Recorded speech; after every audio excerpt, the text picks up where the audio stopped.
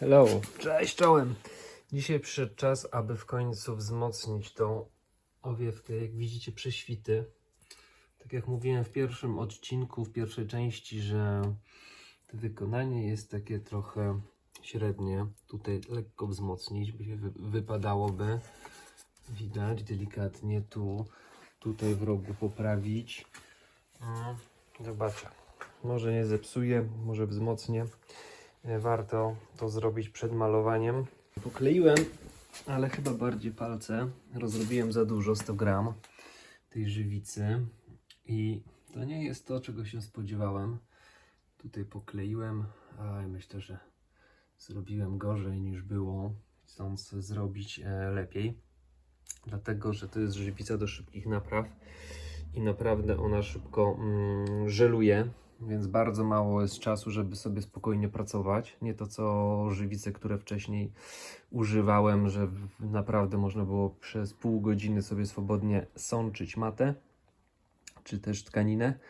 Tutaj tak nie jest. Już zaczęła żelować. Tutaj napaćkałem, brzydko to wygląda. Tutaj też trochę napaćkałem. No i tak zostawiam. Widzę, że właśnie tego typu prace nie są dla mnie, nie są w moich warunkach. W garażu mam około 17-16 stopni. To też nie jest zbyt optymalna temperatura do pracy z żywicą. Jest toksyczna, szybko żeluje, mało jest czasu na poprawki. Więc już teraz nic nie pozostało jak poczekać aż żeluje ostatecznie. Spróbować to jakoś wyszlifować, ogarnąć i zostawiam temat. Reszta to będzie trochę szpachli, trochę przecierania. No mam nadzieję, że trochę to wzmocniło, ale jeżeli ktoś pracuje z żywicami, to doskonale wie, o co chodzi, ma doświadczenie i wtedy jest wszystko jasne, jak to zrobić. Chciałem wzmocnić, kupiłem taki zestaw łódkowy, który mogłem dostać tutaj na miejscu. Kit do naprawy i wiadomo, że nawet nie wiem konkretnie jaka to jest żywica, jest opis, ale ja się tak bardzo na tym nie znam. No widzę, że jak to mówią, zepsułem to, co było już zepsute, ale jeszcze gorzej. Mam nadzieję, że to uda mi się wyprowadzić i to wszystko wyschnie. Nie ruszam już przez najbliższą co najmniej dobę, więc sobie niech tam żeluje. Może to spłynie nierównomiernie. Nie wiem, teraz ruszyłem i też się poruszyło. No niestety. I tego nie dotykam. Zostało mi skończyć w tym motocyklu tak, spiąć, zrobić jakieś zasilanie grzanych manetek, to ogarnąć, zrobić osłonę tych moich przewodów zasilających i ułożyć ładnie to, spiąć całą instalację tutaj. Po tym przyłożyć zbiornik paliwa, zobaczyć czy nie koliduje i spróbować uruchomić motocykl bez owiewki, zobaczyć czy wskazania pokazują, czy nie ma wycieków płynu chłodzącego i takie tam inne rzeczy. Więc to jest plan na najbliższy wieczór bądź 2 wieczory. Tego jeszcze nie wiem. Już się zabieram za to, za co się chociaż trochę znam, czyli troszeczkę sprawy elektryczne i awansować trzeba. Wydawać by się mogło, że to już tylko została kosmetyka, ale wciąż są jeszcze nierozwikłane różne problemy. Milion opasek zaciskowych w różnych miejscach i jeszcze pełno tego, żeby to wszystko ładnie tutaj upchnąć. No niestety nie zminimalizowałem tego bardzo dobrze, troszeczkę, ale nie idealnie i teraz będę walczył z tym i serwisowo już wstępnie wiem, że będzie zajmowało to trochę czasu więcej, żeby coś przeserwisować w tej części, bo będzie trzeba obciąć wszystkie opaski i założyć je od nowa. Życie mówi sprawdzam i teraz tak, zakładam zbiornik i już mam kolizję. Mam kolizję z tą moją wiązką, która tu jest schowana. Jest za wysoko, więc już nie jest tak, jak sobie to wyobrażałem. I trzeba to poprzypinać, obniżyć. No i zaczynają się schody. Cały misterny plan, można powiedzieć, że poszedł w las. W tej chwili bak jest osadzony prawidłowo. Musiałem odciąć mój moduł przekaźnika, O ile jeszcze tutaj przewody mogę pospinać te kostki w tym miejscu, tak, muszę to poprzerabiać w ten sposób, aby to inaczej zupełnie spiąć i zmieścić, bo tu się nie mieści. Zapomniałem o tym, że ten zbiornik tutaj jest, jak widać, dość ciasny. Przewody tu się zmieściły. Tu jeszcze mogę to pospinać, ale mój moduł z przekaźnikami będę musiał go jakoś tutaj sobie no coś teraz muszę dodatkowo pomyśleć, zrobić i moduł od kierunkowskazu też. Więc takie kwiatki wychodzą znienacka w międzyczasie już przy próbie złożenia tego w jedną całość. Więc trudno jest to konkretnie zaplanować, jak to być powinno. Wtedy się nie przyjrzałem, na ile mam tutaj miejsca z tą blaszką. No tu na dole mam właśnie teraz sporo, ale na górze nie może przekraczać tej mojej trzeciej wysokości trzeciego otworu. Wtedy będzie dobrze, więc to wszystko trzeba poprzekręcać, pospinać dużo niżej i jeszcze raz poprzymierzać. Kolejne pół godziny przepinania. Teraz mam tak, jedna dziurka, druga, trzecia, tak jak mówiłem, żeby nie przekraczać wysokości trzeciej. Tak mniej więcej to wygląda, kostki tutaj pospinane, to jeszcze zostało dogrzanych manetek. Na razie przymierzę zbiornik i zobaczę, czy ładnie się to wszystko wsuwa, czy nic nie wadzi. Zbiornik nachodzi prawidłowo tutaj wszędzie i znów się chyba pomyliłem. Obniżyłem prawdopodobnie za mocno, bo to mógłbym chyba jeszcze o jedną dziurkę. Możliwe, że mógłbym o jedną dziurkę podnieść. Gdybym miał tutaj tą dziurkę, tu mam dziurkę o tyle w górę, czyli o jeden klocek. No możliwe, że tak. Całościowo mógłbym spróbować to jeszcze podnieść. Tu się wszystko chowa. No nie wiem jak to będzie się chowało z owiewką, ale owiewka sobie żeluje, więc teraz tego nie mogę sprawdzić. Założyłem przewody, założyłem tymczasowo zbiornik paliwa i zimny jest i spróbujmy, zobaczmy czy w ogóle może trochę nawet ssania, czy motocykl będzie chciał zapalić. Super! A licznik?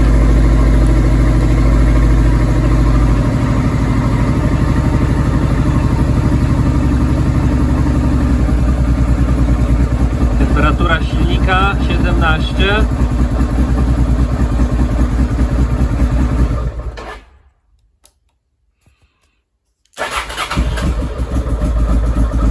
Ssaniu.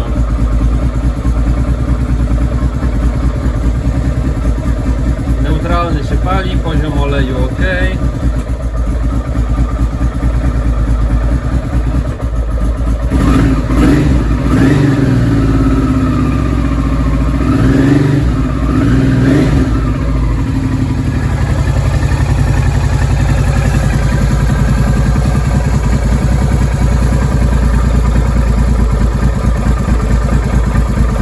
Czy z czujnika nie będzie ciekło, tego nie wiem.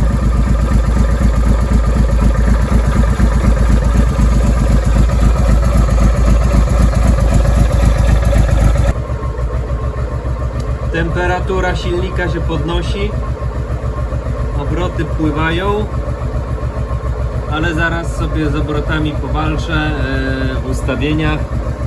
Nie wiem, czy tak powinno być, ale coś jest z obrotami nie tak.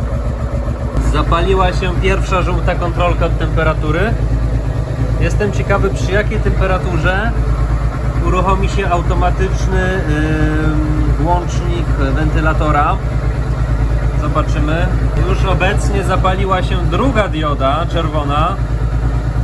To wszystko jest do ustawienia.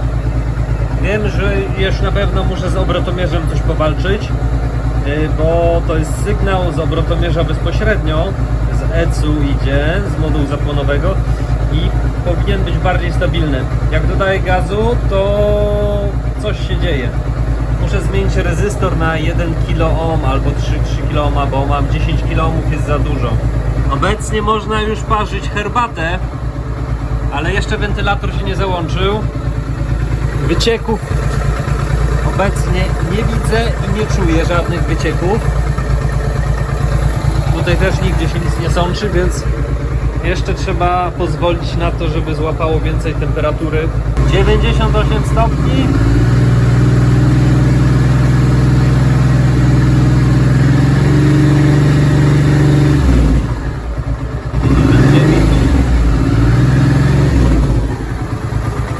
A wentylator się jeszcze nie załączył.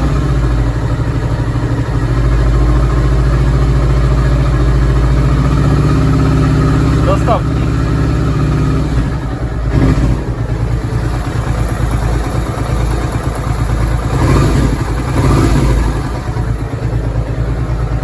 Rygać zaczyna. Uwaga, uwaga, mówi.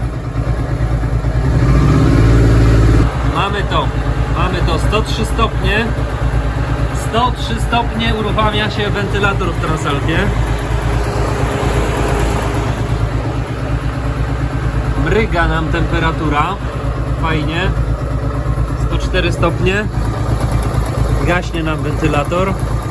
Dziwne.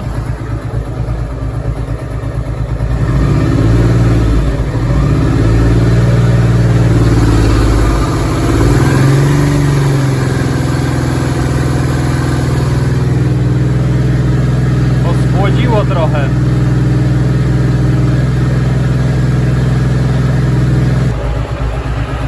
Dokładnie tak, jak temperatura przekracza 103 stopnie, uruchamia się wentylator i on stosunkowo skutecznie i już się wyłączył. Dosłownie na chwilę. Zaraz zobaczymy, że temperatura będzie nam spadała do 102-101 stopni. Widzicie? Utrzymuje się temperatura. A sprawdźmy teraz, jak wyzwolę ręcznie wentylator na wolnych obrotach stojąc, pracujący silnik, jak szybko wychłodzi, do jakiej temperatury.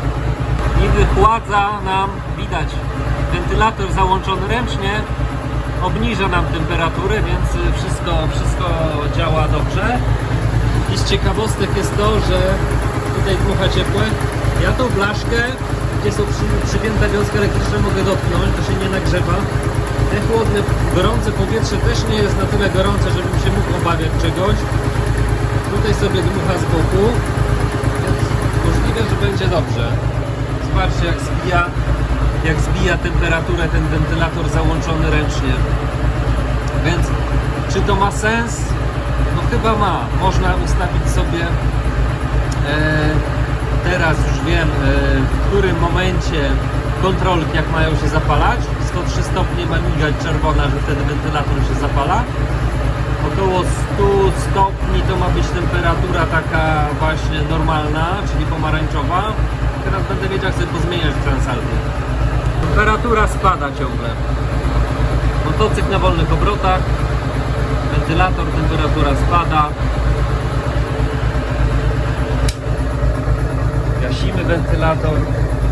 Temperatura powinna za chwilę rosnąć. Więc teoretycznie wszystko powinno być ok. Słyszę, za oknem deszcz pada, znaczy za bramą. 85 stopni. Silnik, włączmy wentylator zgaszony. Niech sobie chłodzi. I teraz tak, z czym mam problem? Już gwoździem do trumny jest instalacja grzanych manetek. Żeby tutaj to przeprowadzić i zrobić, to chyba będę skłonny amputować tutaj, żeby tylko doprowadzić na dole zasilanie, a nie całe połączenia tutaj prawej i lewej manetki. To na pewno. Temperaturka niech sobie schodzi na dół. Tutaj z czujnika temperatury ciepło jest, ciepło. Na razie nic się nie kapie, nie poci. Nie widać żadnej plamy nigdzie. Wentylator działa. Zbiornik jest na miejscu swoim. Wiązka tutaj tych przewodów można dotknąć. Nie jest tak jak z opalarki.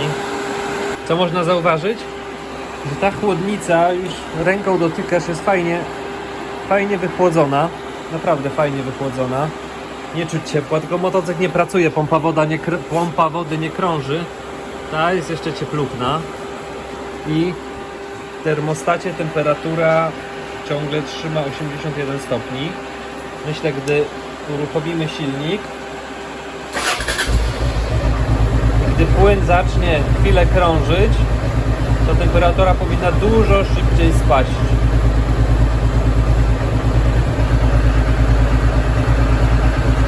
Spada, widzicie?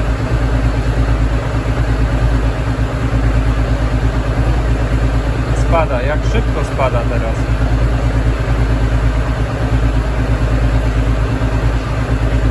Dzisiaj przepalona maszyna, fajnie, że pali. Do sprawdzenia obrotomierz, lampki do poustawiania, licznik do poustawiania. Wiązka wstępnie złapana, tak jak mówię, zostało wpiąć grzane manetki w międzyczasie, to jakoś przerobić. Reszta wygląda na to, że jest ok na tą chwilę. No na pewno będzie trzeba się przejechać, porozgrzewać jeszcze parę razy solidnie silnik, zaobserwować, czy nie ma tutaj gdzieś wycieków. Nic tutaj nie czuję z tego spod gwintu. Pozagrzewać, zobaczyć, czy się tam klej na gorąco, czy inne takie pierdoły nie wytapiają, czy regulator ładowania, no zimny jest, można powiedzieć praktycznie. Czy HISS też nie nawala, jak na razie zobaczcie, zapala się i gaśnie, więc wygląda, że jest ok. I pora to składać. Żegnam Was dzisiaj takim nudnym akcentem, ale tak to już jest, po prostu. Czas mi się skończył na dzisiaj. To musi sobie zżelować. Jutro może będzie odrobina szpachli, mam nadzieję. I może podkład uda mi się podłożyć już na owiewkę w podkład. A tutaj praktycznie zmiana rezystorka do obrotomierza i obserwacja, czy to pomoże. Dobra, żegnam się z Wami. Hej, cześć.